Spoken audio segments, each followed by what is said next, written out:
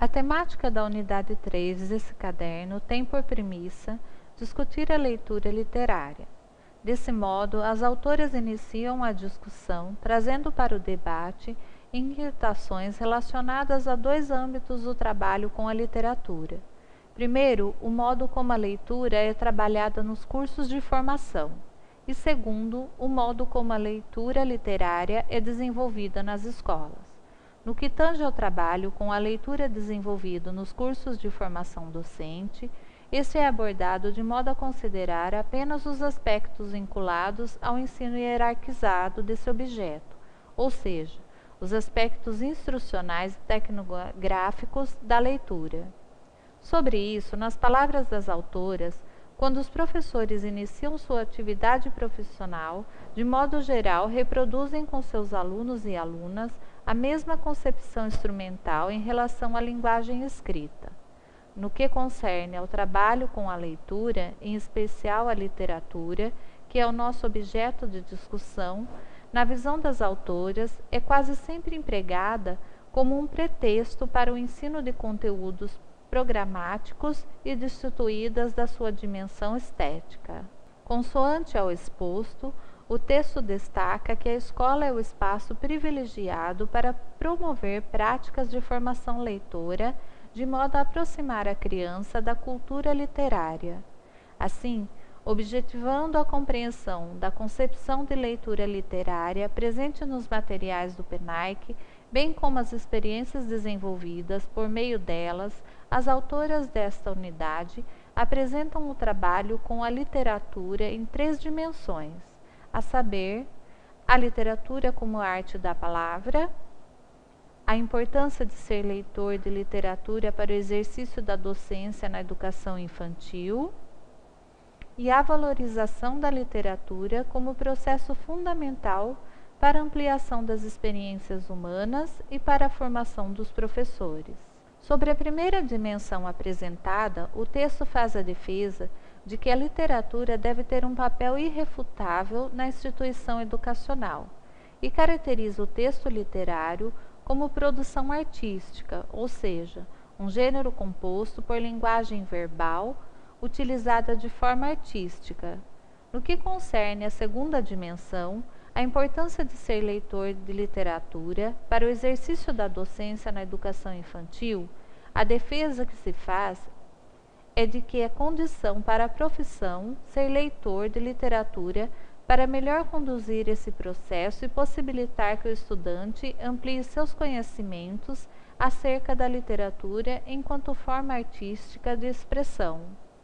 Segundo as autoras do texto, dentre as formas de leitura a serem propostas na escola, situamos a leitura literária como a mais densa de possibilidades significativas, que remete à exploração semântica de sentidos, discursiva, do mundo social em práticas discursivas e de posicionamentos particulares do sujeito diante do texto lido. Ao ler um texto literário, é imprescindível que o leitor alcance a dimensão estética do texto. Destarte, ser leitor de literatura é fundamental para incorporar essa prática na rotina escolar. Outro destaque do texto dado pelas autoras diz respeito aos três polos: linguagem, texto, leitor. Sobre isso, as autoras enfatizam a necessidade de considerar cada um dos polos como elementos fundantes de todo o processo. Dentro dessa lógica, o texto apresenta a seguinte defesa: é na dimensão mais próxima ao terceiro polo, a do sujeito leitor, que a leitura literária se define.